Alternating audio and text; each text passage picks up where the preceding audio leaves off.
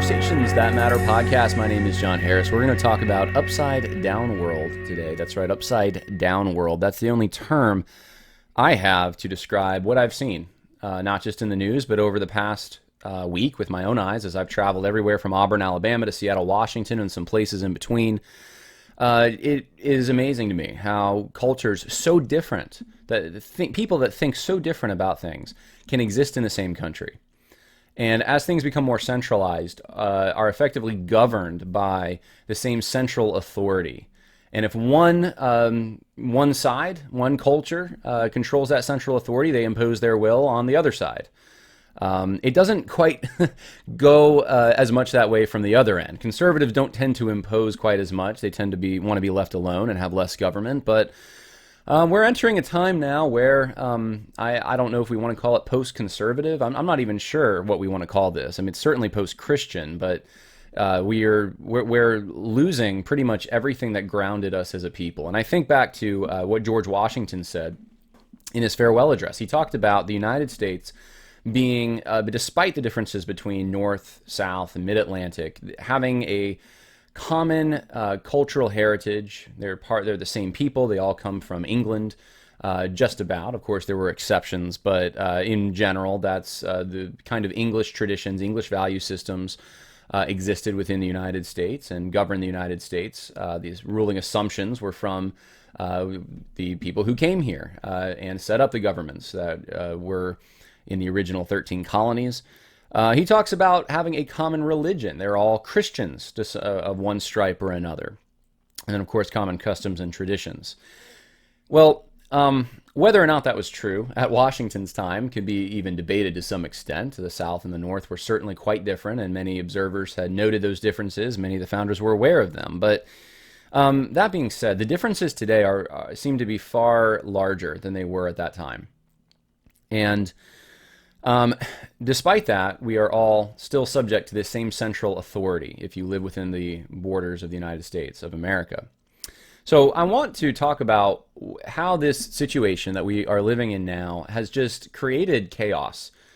We live in upside down world. And I mean, we could probably put an incredible amount of examples to demonstrate this. I'll just give you a few that I've just observed quite recently.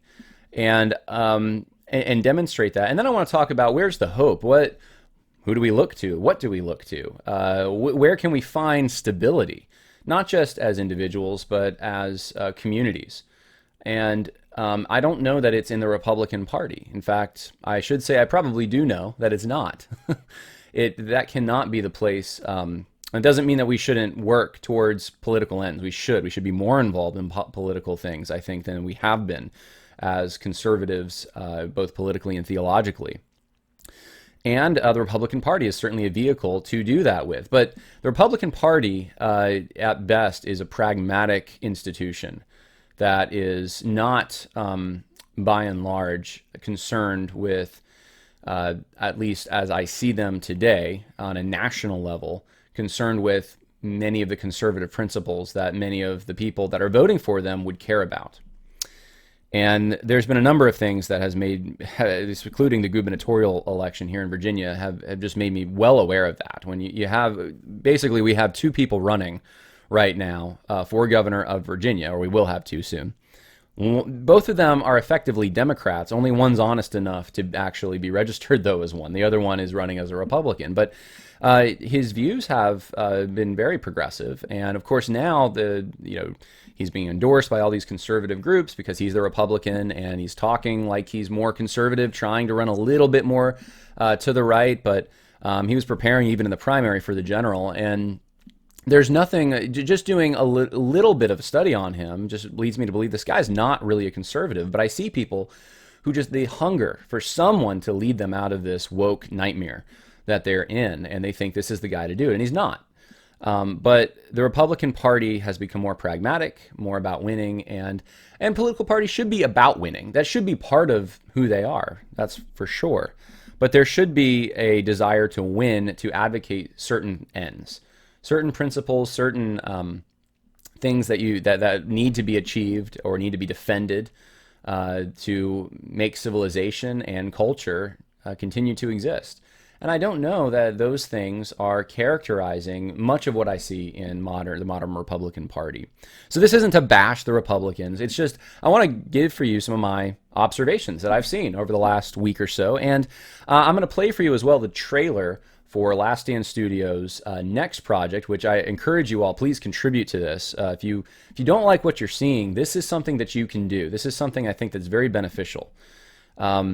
And I'll explain why after I play it. But it's on the monument situation here, which Republicans seem to have abandoned the field on for the most part. And they're worth defending. And it's not because of the granite. It's not because of material. It's because of what they represent and what they should continue to represent and what it means for our civilization when they come down. So we're going to talk about that a little bit. But to start out with, I'm just going to say welcome to Upside Down World. I had a pleasant experience a few weeks ago. I got to visit the D-Day Memorial in Bedford, Virginia. Here's some pictures I took while I was there.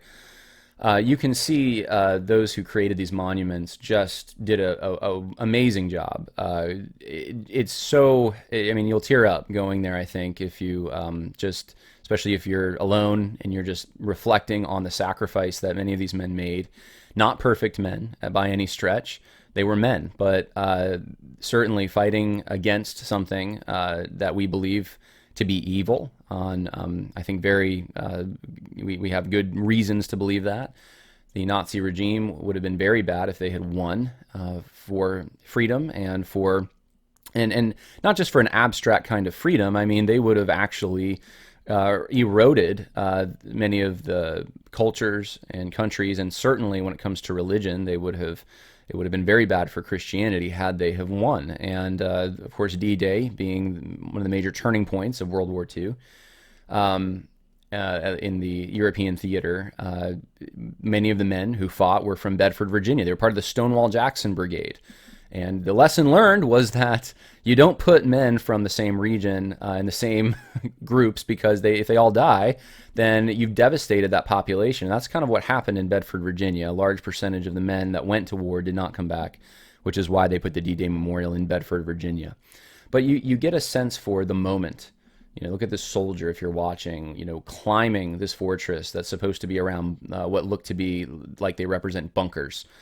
And just the struggle that they went through. And the thing that, we honor it's not just these abstract things like freedom and liberty and equality and democracy, which, those are the things that more progressives want to talk about. But it's actually, we honor men who in their minds, were defending their homes, were exerting much energy and sacrifice and bravery to do so. And these are the kinds of men that we want to cultivate in our culture today. We should want to cultivate, at least. Not that they were perfect, but we want to see those kinds of attributes: the sacrifice, the heroism, the desire to fulfill one's duty, the toughness to withstand the possibility of death, to go through major mental, physical, emotional exertion. We don't have men that are like this as much anymore. It is a dying breed, but it lived in that greatest generation. And not to idolize them, I'm not at all. If anyone thinks that, they're reading me wrong. But we know that there are some attributes that we are missing that used to be in larger supply. And that's one of the takeaways from the D-Day Memorial, I think. And there's many memorials like this. Well, as you know, what's going on in our society, though, is these men who exhibited these traits are being ripped down all over the place. Men who are significant in whatever the field may be, to exploration, to theology even, to demonstrating the attributes I just talked about on the battlefield. Thinkers who were very instrumental in the formation of our country or our local area, regional area. These are coming down and other things are going up. And I'll give you just some examples that are fairly recent that I just had on my phone, just screenshots I took when I saw them. I thought, you know what, I might use that for the podcast later. Just very recently. Here's one. And I don't know all the circumstances of all of these, but Westminster Seminary West there was a plaque there bearing the name of J. Gresham Machen, and it has been covered. I don't know why it has been covered. I'm not sure what the motivation behind this, but it certainly fits what we're seeing in other areas with men who made significant contributions to, I mean, Machen. I mean, come on, this is Westminster. This is someone who built the institution. The institution would not be there had it not been for Machen. And from the post from a gentleman named Darrell Dow, it seems to be something related to Machen had said some things about segregation that seemed positive in a personal letter, and I have not read that letter. But those are the kinds of things used to disqualify people, cancel people. I mean, you can think about, I often think it this way. Think about your own parents or your grandparents. Think about some of the views that they hold. Do you agree with everything your parents believed? You probably don't. In fact, there's hardly any child who would agree with everything his parents believed, and there's hardly any parent who would agree with anything that their parents believed. I mean, things do change over time, and people learn from the mistakes of people before them. They also learn from the triumphs, and hopefully they retain the triumphs in their tradition, and they're able to look at the mistakes and not to completely condemn their parents. They wouldn't be here without their parents. They owe much to their parents. They're commanded to honor their parents. But they don't have to necessarily copy everything their parents did. And we're in a situation now where we want to rip down those who built the institutions in this country, those who were behind. You can look at this one. The Northern Virginia city of Falls Church has renamed schools honoring Thomas Jefferson and George Mason, founding fathers who also owned slaves. There you go. George Mason and George Washington George Mason and Thomas Jefferson, they must come down. These men owned slaves, therefore it disqualifies everything else they did. Forget the fact we wouldn't be here without them. Forget the fact that we wouldn't have our founding documents. Probably, it was certainly with Thomas Jefferson, but George Mason played major roles. We wouldn't have much of what we enjoy. The luxury to even rename these places would not probably have existed without them, very likely at least. And yet here they come falling down. Virginia Military Institute. I'm not going to read through this whole thing, but this was an email sent to alumni. Someone had forwarded to me, and it's horrific. I mean, they have not just taken down their statue of Stonewall Jackson, the marker that honors Stonewall Jackson. They're reconfiguring everything. Their museums. They're contextualizing everything. They're taking things out. They're gutting what this institution once stood for. And I've pointed out before, Stonewall Jackson was a man who, in Roanoke, Virginia, there's a whole shrine, almost, if you want to call it that, but a dedication to him in a historically black church, because the man who formed that church was one of Stonewall Jackson's students. Stonewall Jackson taught a black Sunday school, taught them how to read when it was not legal in Virginia to do so in a school. So he had a Sunday school to do it, and he did it. He was quite a man. He should be a hero. For multiple reasons, but that wasn't the reason they had a statue of VMI. It wasn't because of his all-black Sunday school. It really had nothing to do with that. It was because of his bravery in battle, his sacrifice, his genius. He is a military genius, and this is Virginia Military Institute. They have a legacy of being the school that Stonewall Jackson taught at. And when they rip down that legacy, what is there to be proud of? Why go to Virginia Military Institute? I mean, you could go there to learn some things, I guess, but there's not much pride left in the school. There's the heritage isn't there, and you're now led to feel ashamed. I mean, should you start ripping down the school itself? When was it built? Did slaves participate in any of that? Did the people who built it own slaves? I mean, these are the kinds of questions that you're opening the can of worms for everything to come down, and you're not focusing on the reason that his statue was there, the reason that legacy lives on, the reason that the students from VMI went out and fought in a battle, which traditionally every year has been reenacted in some way, or at least not reenacted, but it's been honored by the students. And now I don't even think that's happening anymore. But the Field of Lost Shoes, I mean, is that just that's not in Virginia Military Institute's heritage anymore? I mean, what is there to be proud of anymore? What is there to have an identity in? What is there to look to as a role model for any of these characteristics? He wasn't there because he fought for the Confederacy. It wasn't that relationship that made him the legend, Stonewall Jackson of Virginia Military Institute. It was because of what he did at the school and what his students did. And yes, that was in the Confederacy, but it had nothing to do with anything connected to political politics, really, or slavery or issues connected to that. It was purely, here's a brave man who is a military genius. But we're recontextualizing everything. Here's something going up. Gabriel Hughes posted this on Twitter, I think. Is from the Smithsonian, a oracle, a 20-foot tall, 15,280-pound bronze sculpture, depicts a person or deity with an enormous head who sits majestically on a throne. And this is going up in the Rockefeller Center to honor African culture. And I don't have a picture of it here. It's all covered. They're about to unveil it, I guess. But it's essentially an idol.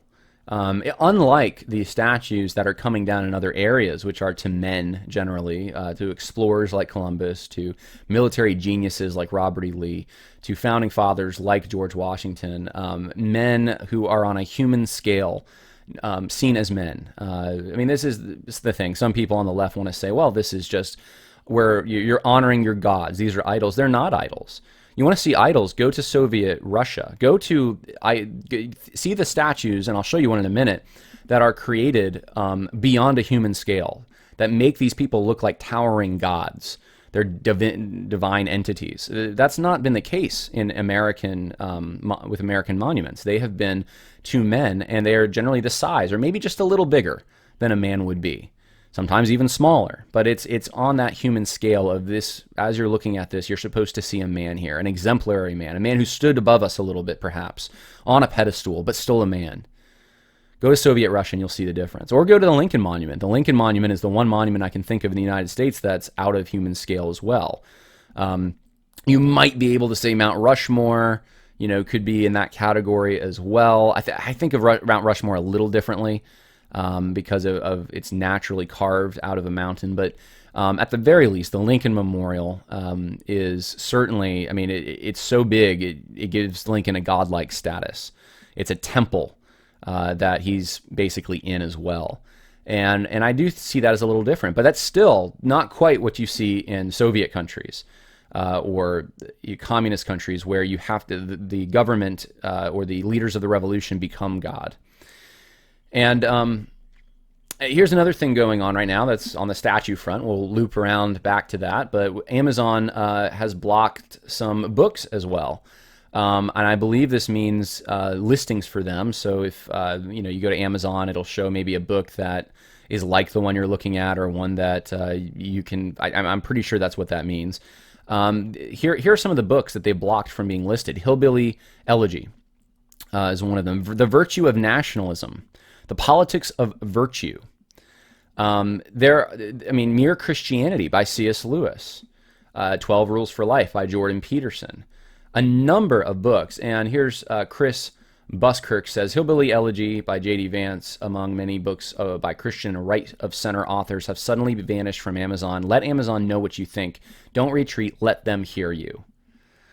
And I think since this has been posted on the 15th, Amazon has said, if I'm not mistaken, that this was a mistake. But look, if it's a mistake, why in the world did you go after all these books? You're not going after books on the left. This is the world we're living in, guys. And it's time for us to, if we haven't yet, wake up to this fact. My days may be numbered on YouTube or wherever you're listening to me. And I've thought about trying, what are the alternatives? That's why I'm on Gab. That's why I'm on a number of social media platforms, MeWe and WeSpeak, and I don't even remember all of them, Parler. It's because of this. That's why I try to upload my videos not just to YouTube, but I will upload them as well to Rumble. And we are getting pushed more and more, just those who are even just kind of center right are getting pushed more and more into these ghettos, cultural ghettos. It reminds you of things that happened in, honestly, I hate to say this, but leading up, just because I've studied it some, leading up to World War II in Germany. It reminds you of the ways that the limitations, it wasn't like overnight how the Holocaust happened. There were gradual steps of limiting what kinds of businesses that Jewish people could be involved with, what kind of financial decisions they were allowed to make, what kinds of identifiable markers. You think of the mask situation or the vaccine situation. New York has an app now For certain businesses, you scan your app if you want to go in, showing that you had the vaccine. I mean, this is kind of where we're going. We're creating two classes of people on that issue. We see on these ideological issues, some ideas are just not permissible. You will be canceled. Mike Lindell is canceled from about everything right now. His only way just about to communicate is you can talk to him through email, not him personally, but his business. You can go on his website. You can order things. He can't advertise on Vimeo or Facebook or the places that he used to do so. And this is a disturbing trend. And we certainly need conservatives to form organizations for marketplaces, just basic marketplaces where you can sell your goods and not be worried about being canceled. And if that's selling to other conservatives, sell to other conservatives. But this is the kind of world that we're entering. And it's scary in some ways. And there are some conservatives thinking this direction, but we're generally late on a lot of things. And I may talk about that a little more in the future, because I know of someone right now who's trying to build something. I don't think it's quite ready yet. I mean, it's why we have discerningchristians.com too. It's why we're trying to come up with, here's churches. There's a need for this kind of thing. Now, going back to my trip, I could not get all the pictures from it because I left the card with the camera guy, and he's going to mail it to me. But I had taken this on my phone. This is a statue of Vladimir Lenin, and unfortunately, you can see the seats next to him. If you want to see like human scale, like imagine a human sitting on one of those seats. This is a big statue. This is very tall. And this is, taller than what we see here in the United States for like a Jefferson Memorial even. I mean, this is quite large, quite masculine, quite big statue. And it's actually on a three-way corner in Washington where, I mean, there's a lot of traffic there. We were there. There was a lot of traffic. And I know the hand is painted red. I'm not sure what that means. I think it's been that way for a while. But there's no outward marks of vandalism. Nothing like related to, this man, murdered people. No, just Vladimir Lenin right there in Seattle. And I thought this was interesting. In Seattle, Washington, vandalized were a Confederate memorial, which it was in the middle of a cemetery. You had to go to the top of this hill, walk to the cemetery, and find it and destroy it. And that's what people did. And I saw some newspaper articles online, local papers, trying to say, people have a problem with the Lenin one, but it's on private property. They can't do anything. Well, that's not true, because it did not hold them back from destroying the Confederate memorial. They did not hold them back from vandalizing a Washington statue at the university there. But for some reason, no fences around Lenin. It's fine. And I'm just telling you, the culture there, the people there that are on the social justice side, which want to take down our history, this kind of thing does not concern them. The communism, it does not concern them. And this is evidence of that. They're not going after this statue, but they have gone after these other ones because of connections, I'm assuming, to slavery in their minds. They ignore what those statues are actually there for. Here's a number of screenshots that I've taken. I just want to give you, this is overwhelming in a way, and I could have added more, but I just want to show you, here's what's happening. Look around you, just in the past, I think most of these are from around the past week or so. You have the Golden Globes was canceled. Tom Cruise returns his awards at the Hollywood Foreign Press Association, reels from race and corruption scandals. And you read this article in Breitbart, and it shows how there's all these celebrities speaking out against the Golden Globes because they're too white. That's the main thing. They're too white. They're not diverse enough. And you have someone like Tom Cruise giving back awards he's earned. I mean, do you think that's a legitimate gripe, or is this just a strategic political move? It seems insane, but that's the reason. Too many white people, not enough minorities on the the Foreign Press Association. You have Newsweek. Actually, let me get to that in a minute. You have American Idol. Caleb Kennedy, who was on American Idol. I don't watch it, but apparently he withdrew from American Idol. He was one of the finalists, I guess. And the reason was because of some silly video he made while he was, the age I believe it was 12. He's 16 now. It was 4 years before, so he was 12. And he had a friend of his, I guess, that had put on a white hood that made it look kind of like a Klan costumes, and they joked. That was it. There really wasn't anything more to it. Kids do that. They dress up, they joke, they dress up as bad guys, they dress up as good guys. At 12 years old, and no longer on American Idol, and there's no capacity to forgive anymore. This is an unforgiving religion that we are entering here. This is not Christianity. There is no forgiveness. There's no redemption.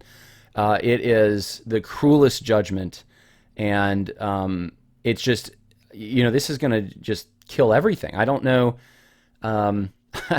There's always going to be something that doesn't go along with the narrative, and if you're fine now, 5 years, we'll just wait 5 years. You have this. I saw this posted somewhere. A popular, semi-popular group on Twitter did just put a poll out there for this. I don't even remember the name of the gentleman here who was the perpetrator, but there was a black defendant, I'm reading it, was at work. A white customer called him the N-word. The defendant knocked out the customer, and the customer died. And how are you voting? And he asks, he's guilty because he killed him or not guilty because of the N-word. 71% of the people who responded said he's not guilty because of the N-word. He said the employee is facing a murder charge, which makes no sense. Well, it does make sense. This man was called a name, and that used to be, you're called a name, and people were mature enough to kind of deal with that. But now that should be fine. You should be able to kill someone if they call you a name. If it's a certain name, if it's against a certain class of quote-unquote oppressed people. And this is how some people in this country think. How do you have a justice system and coexist with people who think this way? That's the big question right now. How are two different countries, essentially, or probably more than that, but two basic ways of thinking, how are they supposed to coexist together? You can't when you're so fundamentally in disagreement. Here's Newsweek. Black men have lower cognitive skills than white men, NFL asserts in brain injury lawsuits. So testing some of these NFL players years later, their cognitive abilities, the NFL is, paying some of these people, for what they went through. But they're doing it with different standards. If you're black, you have a different cognitive ability standard that you have to meet, which is much lower than a white person, because black people apparently have lower cognitive skills. Now, if that doesn't sound classic white supremacist, I don't quite know what is, but here's the thing. This is all done under the guise, this is being motivated by critical race theory assumptions, not white supremacists. Actually, that's not even the word I want to use. They both have a hint of a quote-unquote white supremacy, if you want to call it that. But it's just not on the basis of a scientific racism, even though it sounds like it. It's on the basis of this theoretical junk that people are believing now. And it's upside down world. The people who are complaining the most and say they hate white supremacy, quote unquote, are saying things like this, are assuming things like this. Well, Golden Globes, Foreign Press Association, it's just, they must be racist. A black person can't get into those roles because they're, it's the racism that's keeping them out. They're not capable in some way. 12-year-olds who make silly videos, they gotta be banned. Justice system, well, we need to consider the roles of oppressor and oppressed. So there's no equality before the law anymore. Lawsuits against the NFL for brain injuries. Well, we need to use a different standard because black people have less cognitive skills, according to the NFL. You have BLM co-founder Colors rail against white supremacist housing market weeks after splashing out millions on real estate. So basically, the long and short of it is this BLM co-founder, Patrice Colors, can buy a house that's multi-million-dollar house in very quote-unquote white area because that's part of social justice. She's trying to go to these areas because you know what? The housing market has been white supremacist. This is correcting that.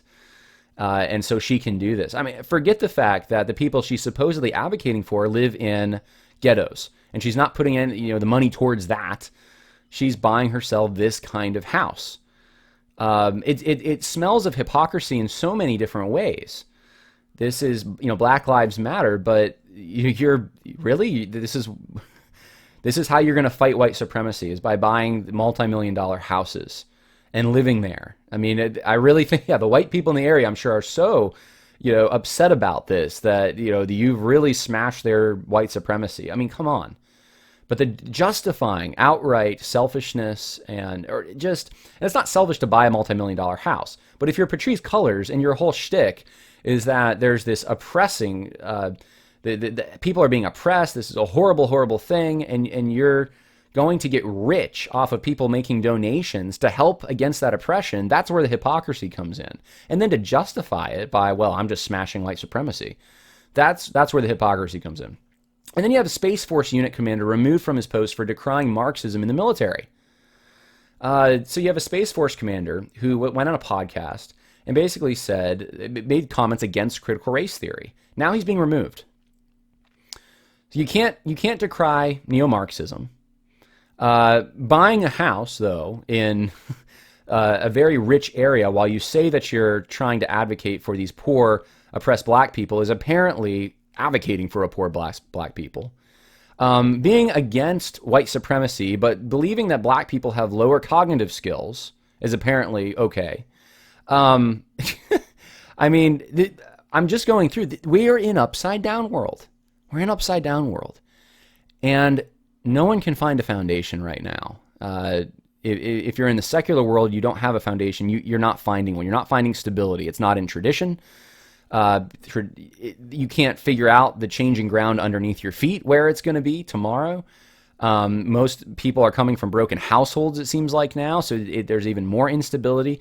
It is a confusing world, and this is the world where Christians have an opportunity, and the true church has an opportunity to step up and to provide stability. We have answers to so many of these things. We have forgiveness. We have actual sins that we can identify. Say this is a sin. This is not a sin. We have equality before the law. We have justice. Example of a justice system that worked, that was ordained by God. We have so many answers to these things, and yet I don't see, what I see is churches either being quiet if they're prominent or going along with it for the most part. And that's a sad thing. So I wanted to share, kind of just to wrap this up, I made some notes. I just want to share some observations that I have culturally, and then I'm going to show you the trailer and talk a little bit about that. But observations on where we are headed.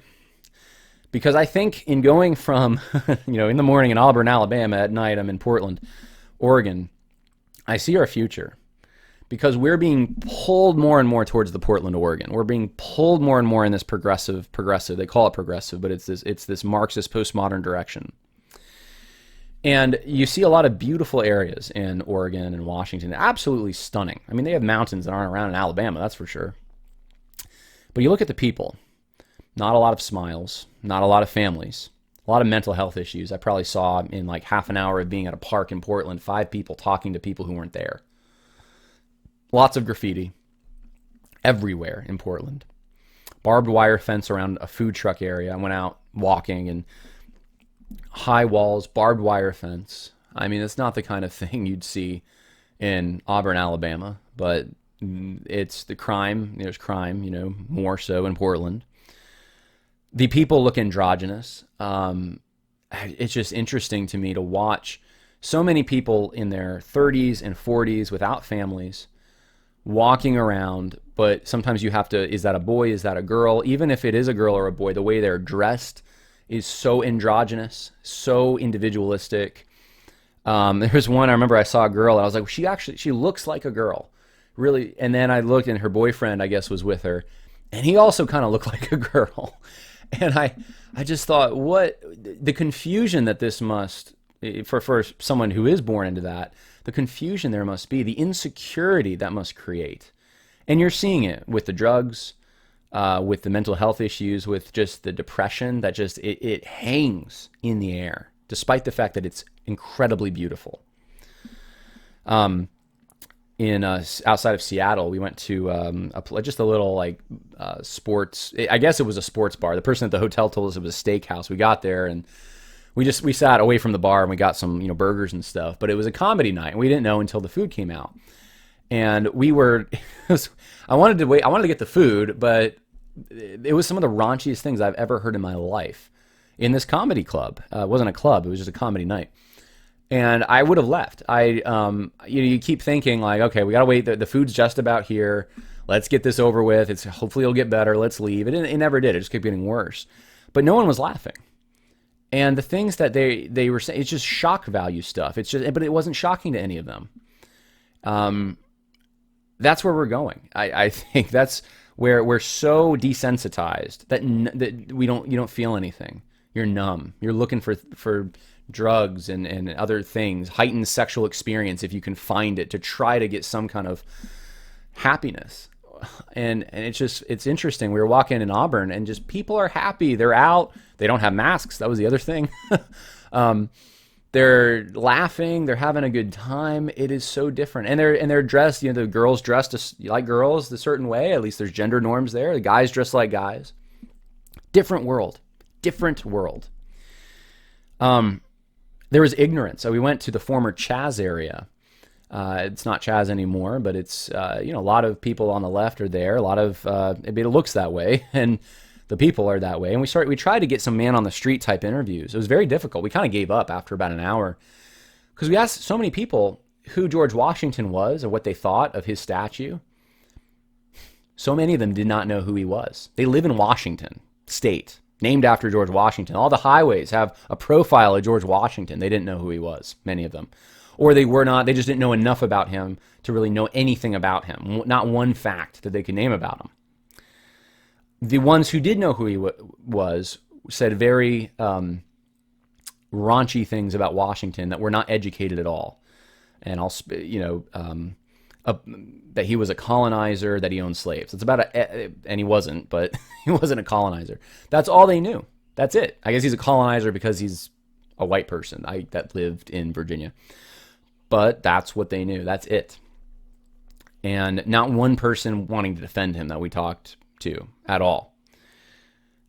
Complete ignorance. I mean, this is a culture, a society that can be so easily taken over. And by the amount of people I saw outside in the open air, not even around people wearing masks, it further showed me that these are people who who do they trust? They're scared. They're blindly kind of going along because there's ignorance there. Hyper individualistic. You can see this with the styles. There was a guy there I remember with there's a guy there with piercings, and there really wasn't weren't a whole lot of places left to put a piercing. I mean, multiple gauges in his nose and his ears, tattoos everywhere, metal plate installed on his forehead. But some of you might have seen that between the skin and the forehead, and he says to us, we were trying to interview him, he didn't want to go on camera, that last year when the Chaz zone had formed, that there were some really weird people there, really weird.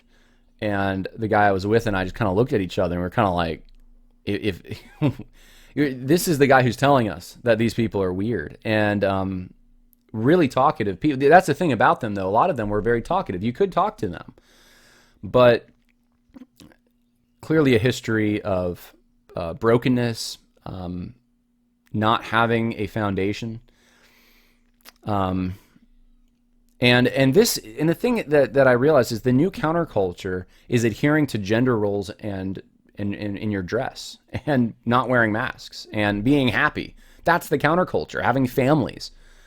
That's revolutionary now. I mean, it's not revolutionary in the traditional way we use the word, but it's so against the grain of kind of where we're going. And that's one of the reasons why I really would covet your support in a way for this project that we're doing, because we think that there are things that are true and valuable and beautiful, pieces of public art, heritage, things that make the landscape not so bare. They infuse meaning into where you live, attachment to place and land, which creates a willingness to want to preserve and treat right place and land. I mean, that's another thing I noticed. The people who are the most environmentalist in Portland and Seattle are some of the most messy. The litter, the graffiti, and yet you look at a place like Auburn, Alabama, And you don't see that stuff as much. It's cleaner. You don't see the graffiti. There's more respect. And yet they're not the environmentalists, but the ones up in Seattle are. It says something, guys. It says something. The best way to preserve the environment in a conservation type way is to be responsible in your own individual life, to have families. I think this is why Jordan Peterson's so revolutionary for so many young men when he says, make your bed. I mean, this is something many young men haven't been forced to do. They haven't had a dad telling them about honor and respect and duty. And these are the kinds of values that the statues represent, many of them that are coming down. Those are the kinds of things that they were intended to evoke when they were put up. They weren't put up there for slavery, white supremacy. Did some of those people have views that are very out of step with today's egalitarian view of equality? Yes, very much so. But those weren't the reasons they were put up. The reasons they were put up was to show you this is a model of someone who really had bravery. This is a model of someone who really had courage. And these are the kinds of things we want to emulate. And so here's the trailer, and I hope you enjoy it, and I'll talk about it. I'll be on the other side of it to talk about it a little further. Here we go.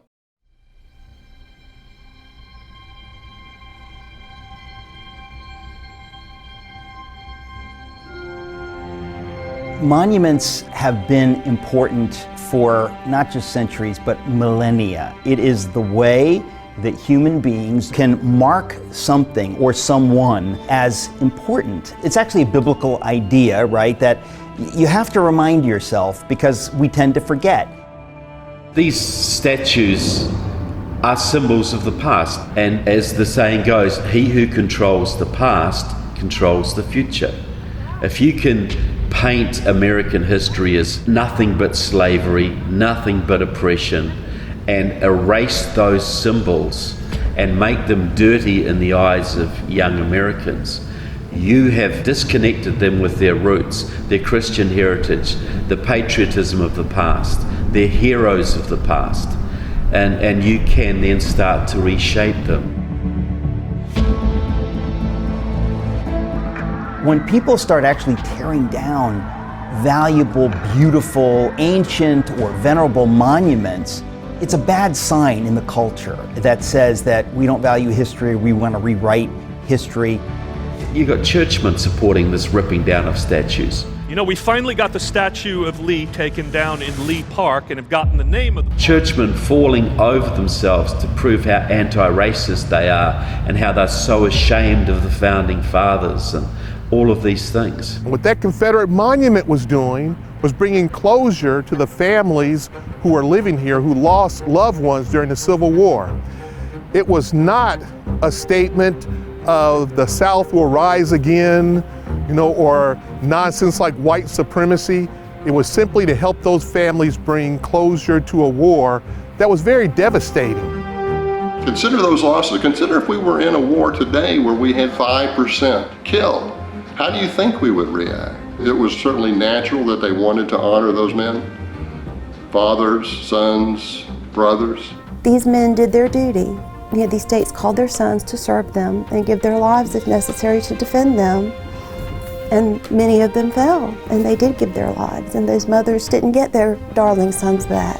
And for a veteran to be disgraced, it seemed like the most wrong thing, and that was the Vietnam lesson for me.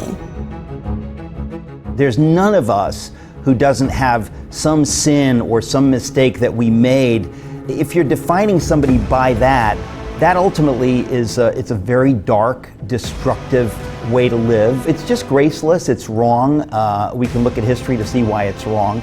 People have very little courage. So I think if you have courage, you have an obligation to stand up and to say, no, we're not going to let this happen. But I really do think that a lot of the people in leadership in this country, they haven't seen how bad things can go. They kind of think like, we'll be fine if we tear down some statues. Historically, if you understand history, you know that always ends in bloodshed.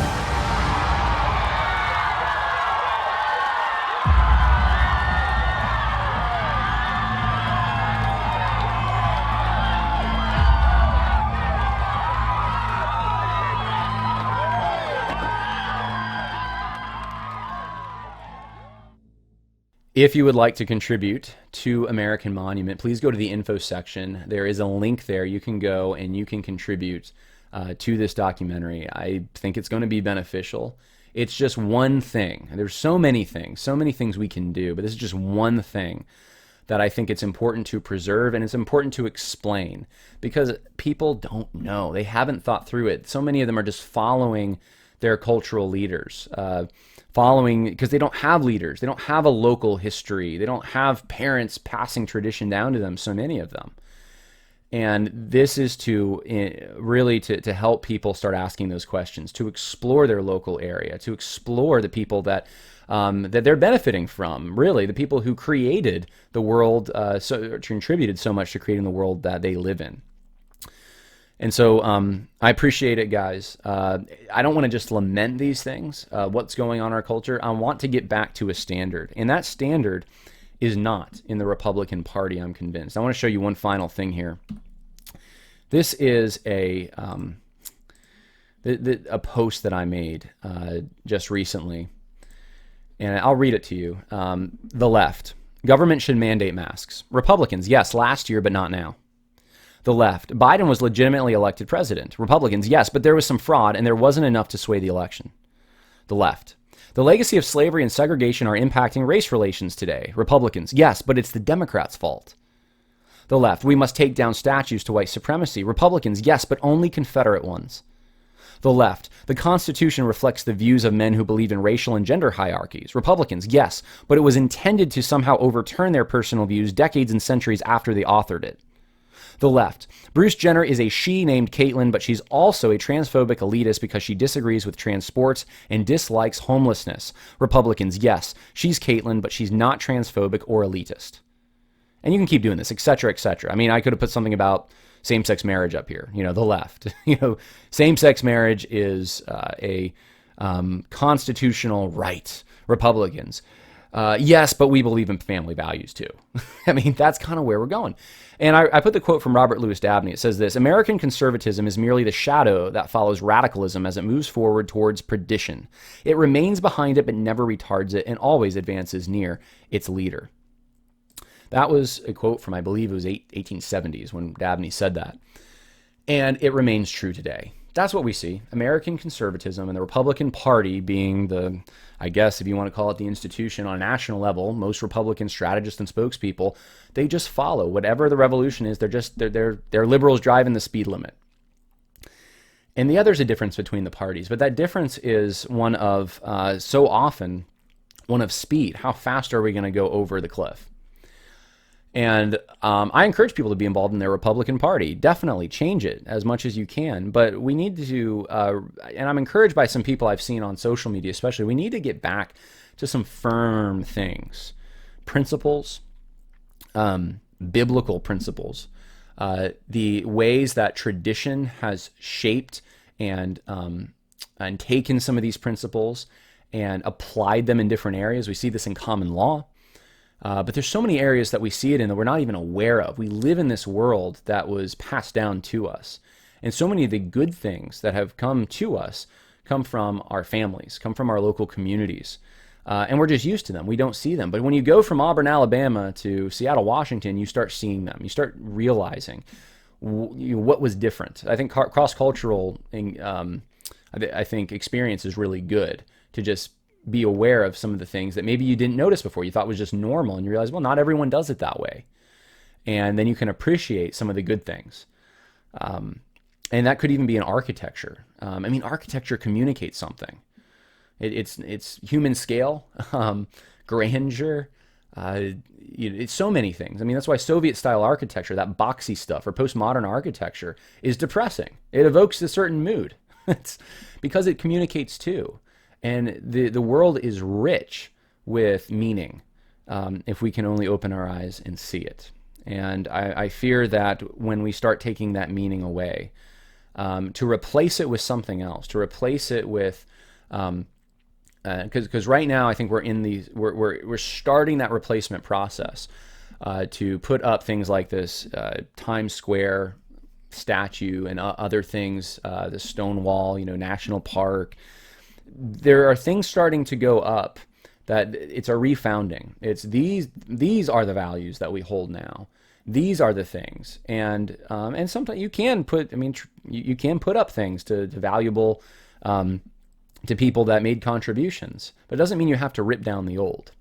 And some of the new things that are being put up aren't to things that we should that are really all that valuable sometimes.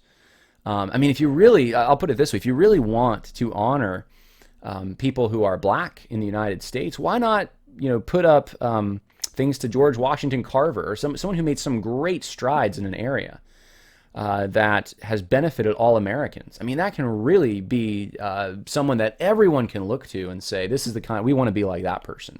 That person achieved something. That person saved the South with peanuts. But we're not doing that. Where we want to take the best that culture has to offer and not just sideline, quote unquote, majority culture, whatever that is, the hegemony.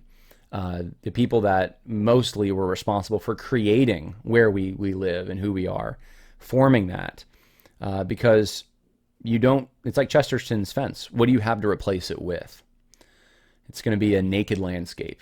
It's going to be a world where there are no attachments. There is only the individual, and then above the individual, an all-encompassing government that is totalitarian and that is God in the minds of the subjects. That is the world we're entering, and we want to stay away from that. So one of the things you can do is support the documentary that we're putting together. We'd appreciate it. I hope this was encouraging somewhat. I know this is a little bit of a dismal report in some ways, some of these observations, but I can't be dishonest about I have to be honest about where the times we're living in. And that is where we're living. And it's an exciting time to be alive because it means that the light shines even brighter and you get to demonstrate that light. Don't hide it under a bushel. Keep shining it. And you'd be surprised how many people around you either agree with you or realize you have something that they're lacking. Sometimes even just living your life, even if you think you're not making a big contribution, raising your family can be such a difference. It can be such especially if you do it in a place like Portland, right?